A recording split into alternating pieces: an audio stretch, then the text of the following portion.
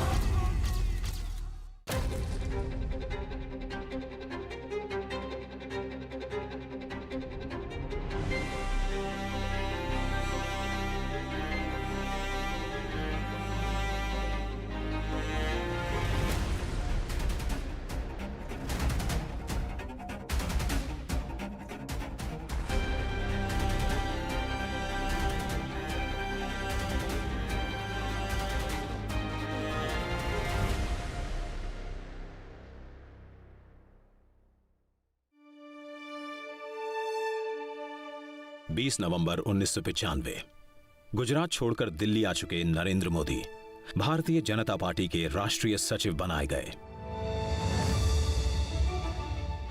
हरियाणा, चंडीगढ़, हिमाचल के बाद पंजाब और जम्मू कश्मीर का भी प्रभार मिला। मोदी की सियासी सूझबूझ ने कमाल दिखाया। हरियाणा और चंडीगढ़ में 1996 में बीजेपी बड़ी ताकत के तौर पर उभरी।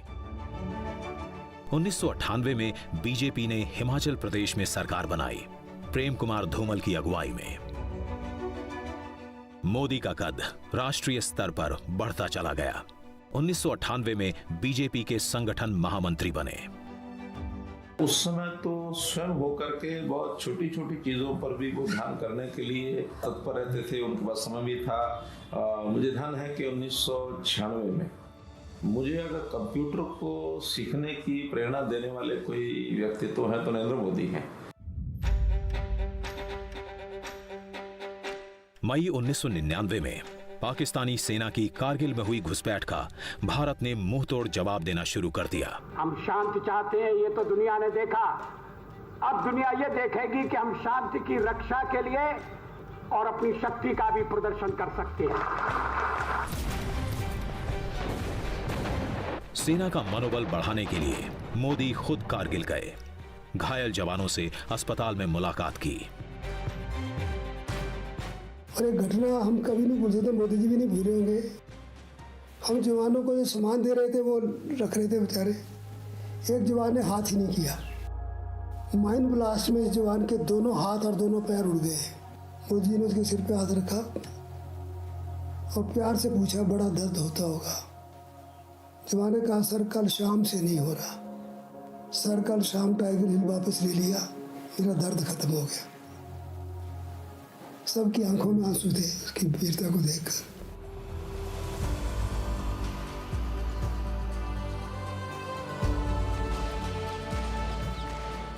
कारगिल से पाकिस्तानी घुसपैठियों को भारतीय सेना ने मार भगाया। 1999 में अटल बिहारी वाजपेयी के नेतृत्व में तीसरी दफा एनडीए की सरकार बनी।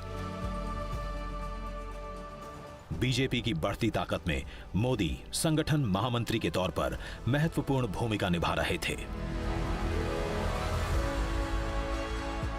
इत्तेफाक ये कि बीजेपी पूरे देश में मजबूत हो रही थी, लेकिन मोदी के अपने गृह प्रदेश में कमजोर।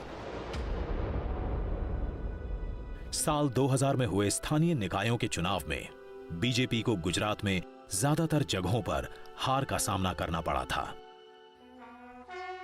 देश गणतंत्र दिवस मना रहा था, लेकिन गुजरात के लिए यह दिन काल बनकर आया।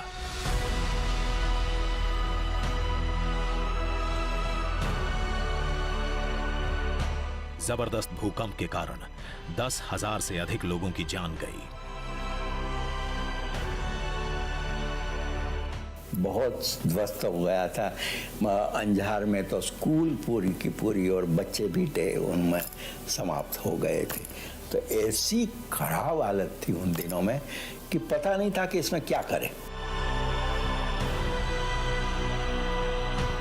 कच्छ में जान माल का सबसे अधिक नुकसान हुआ। भुज की पुनर्रचना कैसे होनी चाहिए, उन्होंने कहा था कि अलग जगह पर बड़ी जगह लेकर गांवों की पुनर्रचना करनी चाहिए और शहरों जैसी रचना करनी चाहिए। बड़े रास्ते होने चाहिए, गटर होने चाहिए और विद्यालय होने चाहिए। आज हमें लगता है कि कच्छ में कभी भूकंप हुआ ही नहीं। तो ये जो संस्कृति है, कल्चर है, वो उनके दिमाग में है। आपत्ति को अवसर में बदलना, ये दो जीवन सूत्र नरेंद्र मोदी के पूरी राजनीतिक और सामाजिक जीवनी में है। भूकंप के इस कालखंड में राहत और बचाव कार्यों में राज्य सरकार की शिथिलता को लेकर गुजरात के मुख्यमंत्री केशुभाई पटेल पर गंभीर सवाल उठे। सितंबर महीने में साबरकांठा की लोकसभा सीट और साबरमती की विधानसभा सीट पर उपचुनाव हुए। दोनों जगह पार्टी की हार हुई। पार्टी के अंदर चिंतन का सिलसिला शुरू हुआ।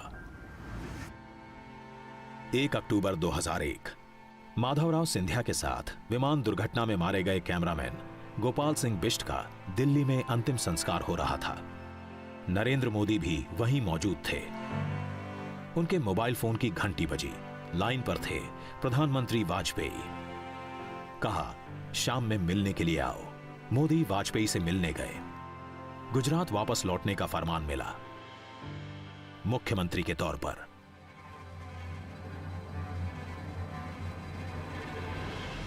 હું નરેન્દ્ર દામોદરદાસ મોદી ઈશ્વરના નામે સોગંદ લઉં છું કે કાયદાથી સ્થાપિત ભારતના સંવિધાન પ્રત્યે હું સાચી શ્રદ્ધા અને નિષ્ઠા ધરાવીશ. હું ભારતના સાર્વભૌમત્વનું અને અખંડતાનું સમર્થન કરીશ અને હું ગુજરાત રાજ્યના મુખ્યમંત્રી તરીકેના મારા કર્તવ્યો શ્રદ્ધાપૂર્વક અને અંતઃકરણપૂર્વક બજાવીશ.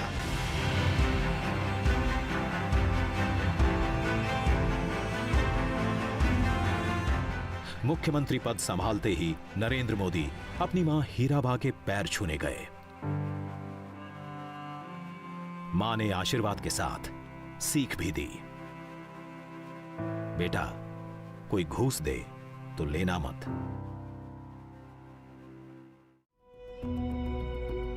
गुजरात का सीएम बने हुए मोदी को 4 महीने हो गए थे। संवैधानिक प्रक्रिया के तहत सीएम की कुर्सी संभालने के 6 महीने के अंदर मोदी को सदन का सदस्य बनना था। 1.5 दशक से पार्टी और साथियों को अलग अलग चुनावों में जीत दिलाते आए मोदी को खुद के लिए पहली बार चुनाव लड़ना था। मैंने पार्टी के लिए, पार्टी की जरूरियात के लिए सीट खाली कर दी और उसी पर नरेंद्र भाई जीत कर आए। 27 फरवरी 2002 गोधरा रेलवे स्टेशन से ठीक आगे साबरमती एक्सप्रेस के S6 डिब्बे में साजिश के तहत दंगाइयों की भीड़ ने आग लगाई।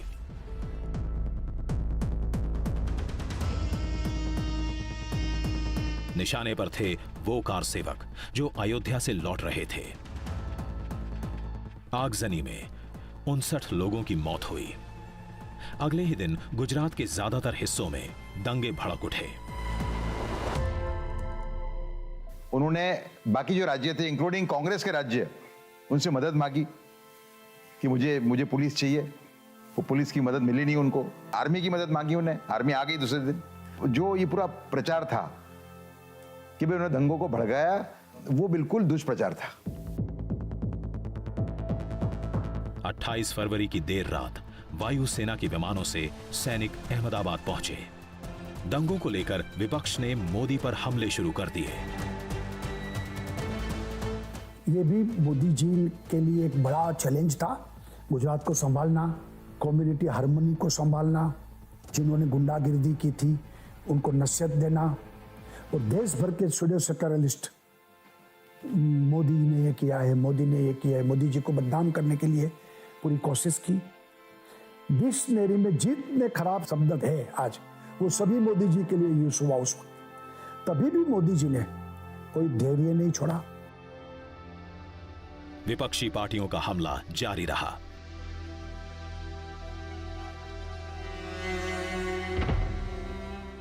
मोदी ने जनता की अदालत में जाने का फैसला किया। जुलाई 2002 में गुजरात विधानसभा को भंग करने की सिफारिश की। 10 साल बाद मोदी एक बार फिर से रथ पर सवार हुए। गुजरात के गौरव को स्थापित करने के लिए नाम दिया गौरव यात्रा का। ये भी राजनीति में मोदी जी ने प्रस्तापित किया है कि पूरा हिसाब देना, अपने जो हमको वोट दिया, हमने क्या किया है, उसका हिसाब देने के लिए वो जाते थे। और गुजरात स्पिरिट, गुजरातियों का स्पिरिट्स, उनको बढ़ावा मिले, उस वक्त गुजरात का आत्मगौरव बढ़े, तो गौरव यात्रा उस वक्त इस मुद्दे पर उन्होंने पूरे गुजरात में घुमाई थी। यात्रा को अपार जन समर्थन मिला। पार्टी को गुजरात विधानसभा की 182 में से 127 सीटें हासिल हुईं। मोदी का दूसरा शपथ ग्रहण। હું ભારતના સાર્વભૌમત્વનું અને અખંડતાનું સમર્થન કરીશ।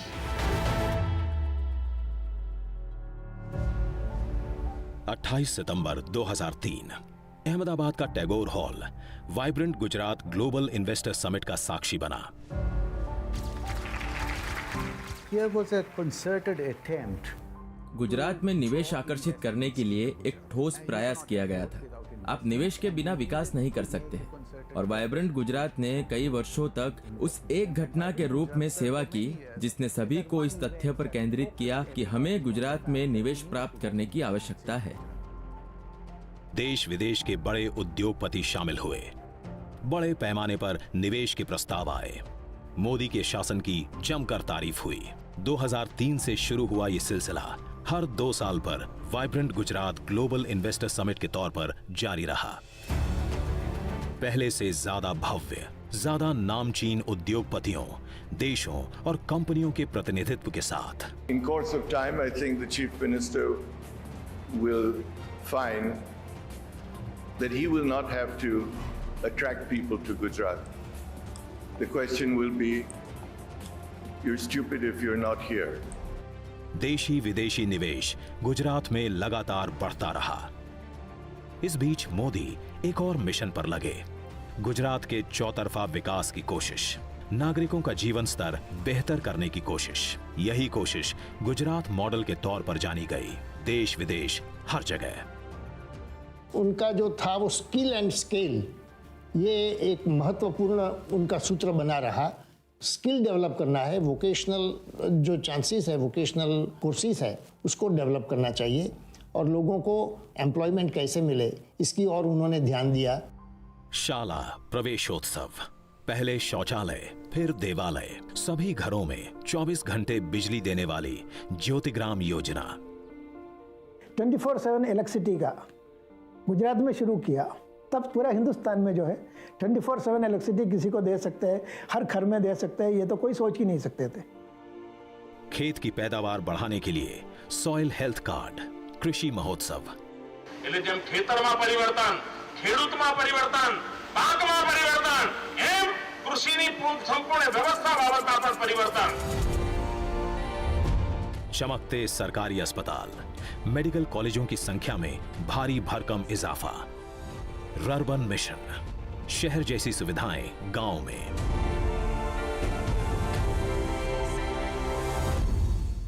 तो नरेंद्र भाई ने कहा, देश को दिशा दिखानी है, गुजरात को ही दिखानी पड़ेगी।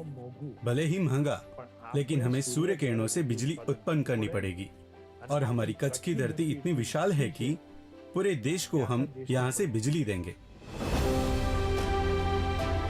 एशिया का सबसे बड़ा सोलर पार्क, दुनिया का सबसे लंबा कैनाल नेटवर्क, देश का पहला रिवर फ्रंट।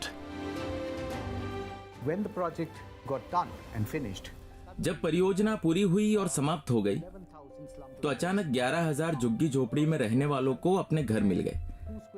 और नदी के दोनों किनारों पर 2 वर्ग किलोमीटर की जगह का सही इस्तेमाल किया गया। इसने दिखाया कि कैसे हमारी जटिल समस्याओं से निपटा जा सकता है, जिससे आम लोग इसे सार्थक और उपयोगी पाते हैं। विश्व की सबसे ऊंची प्रतिमा स्टैच्यू ऑफ यूनिटी, लाखों चेक डैम बनवाकर भूगर्भ जल स्तर को ऊंचा उठाना, सौराष्ट्र और कच्छ के सूखे इलाकों में नर्मदा का पानी पहुंचाना। ખેડૂત આટલી મહેનત કરતો હોય, આટલો પરિવર્તનશીલ હોય, પ્રગતિશીલ હોય, અને એના માટે જ્યારે નર્મદાનું પાણી આવે ને તો મારો આનંદ અનેરો વધી જાય છે, અનેક ઘણો વધી જાય। पुलिस बेड़े का आधुनिकीकरण, पंचायतों तक इंटरनेट का जाल, जन शिकायतों के निवारण के लिए स्वागत ऑनलाइन का हैंडल, इन सब से मिलकर बना मोदी का गुजरात मॉडल। विकास की एक नई दिशा आ तो हजू शुरुआत, मंजिल घड़ी लांबी। वोट बैंक की जगह विकास की राजनीति पर आगे बढ़ चुके थे नरेंद्र मोदी, लेकिन जल्दी ही उनकी राह में कुछ और बड़ी अड़चनें आने वाली थी।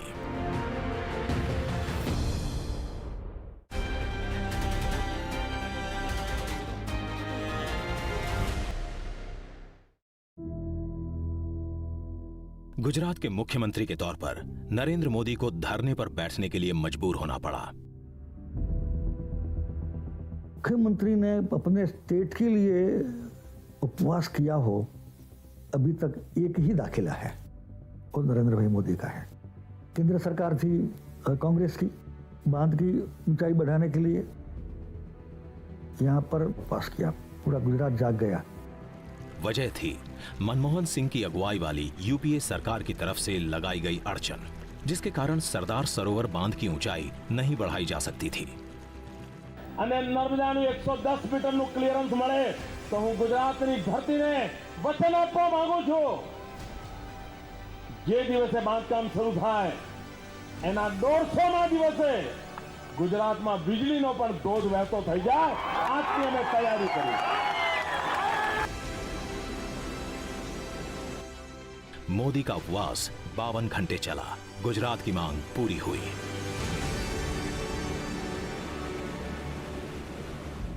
सबका साथ सबका विकास का नारा लेकर आगे बढ़ रहे थे नरेंद्र मोदी। इसी दौरान 2007 का विधानसभा चुनाव आया। विपक्ष एक बार फिर से हमलावर। गुजरात की सरकार चलाने वाले झूठे, बेईमानी, डर और मौत के सौदागर हैं। लेकिन जनता का भरोसा मोदी पर। –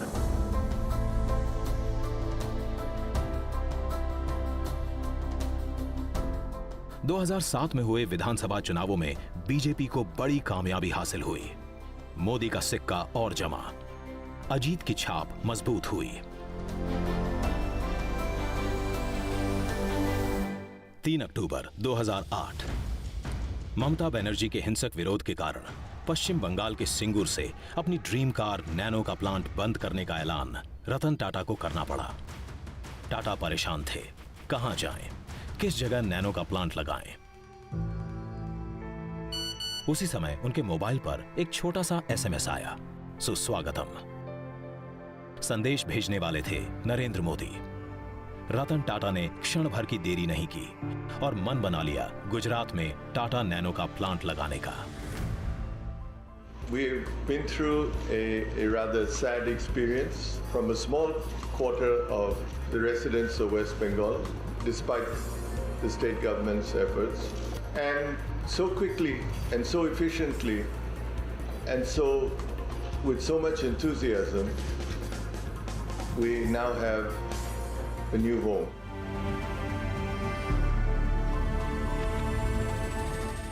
–17 सितंबर 2011 मोदी अपना 61वां जन्मदिन मना रहे थे, लेकिन अनूठे ढंग से।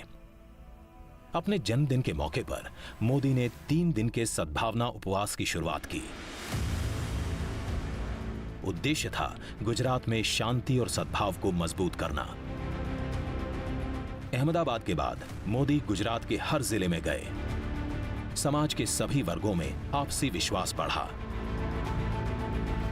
मोदी पर देश दुनिया का भी भरोसा बढ़ने लगा। अंतर्राष्ट्रीय पत्रिका टाइम ने 16 मार्च 2012 के अपने अंक में मोदी को कवर पर जगह दी। टिप्पणी थी, मोदी मीन्स बिजनेस। एक मत गुजरात भाजपा सरकार के नारे के साथ नरेंद्र मोदी चुनाव मैदान में उतरे, जीत की हैट्रिक लगाई।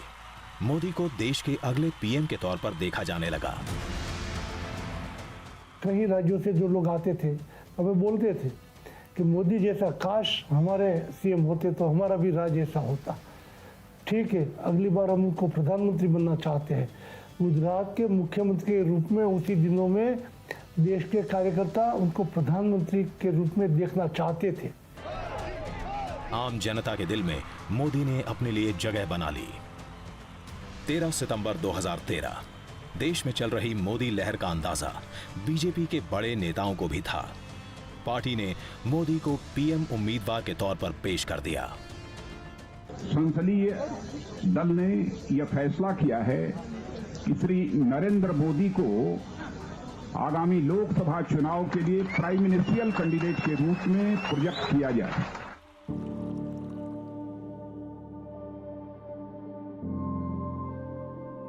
जो कभी चाय लेकर ट्रेन के पीछे भागता था, उसके पीछे अब जन सैलाब था। नरेंद्र मोदी का चुनावी अभियान जोर शोर से शुरू हो गया। कहीं चाय पर चर्चा, कहीं रोड शो, कहीं पर जनसभा, तो कभी 3D रैली, अलग अलग भाषा, वेशभूषा।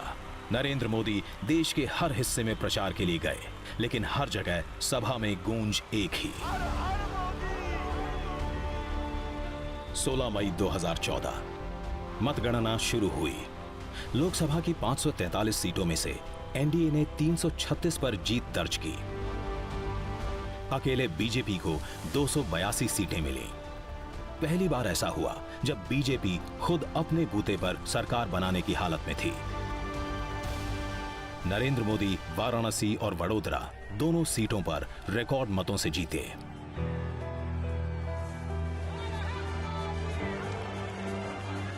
बीस मई 2014 संसद भवन पहुंचे मोदी अचानक इसके मुख्य द्वार पर लेट गए। प्रणाम किया संसद भवन को। आखिर प्रजातंत्र की खासियत ही थी। जो वडनगर के एक गरीब घर में जन्मा हुआ व्यक्ति पूरे देश की बागडोर संभालने जा रहा था। बीजेपी के संसदीय दल के नेता के तौर पर मोदी का चुनाव हुआ।